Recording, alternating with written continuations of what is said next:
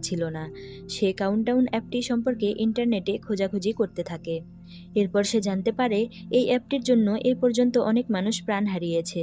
সে একটা ভিডিও দেখতে পায় যেখানে একটা মেয়ে বলছে সে এই অ্যাপটি ইনস্টল করে বিপদে পড়েছে। যখন থেকে সে জানতে পেরেছে তার আর মৃত্যুর বেশি সময় বাকি নেই, তখন থেকেই তার সাথে অদ্ভুত সব ঘটনা ঘটছিল। সে তার মৃত ভাইকে দেখছিল, আর অদ্ভুত সব ছায়া তার আশেপাশে থাকতো আর তাকে ভয় দেখাতো।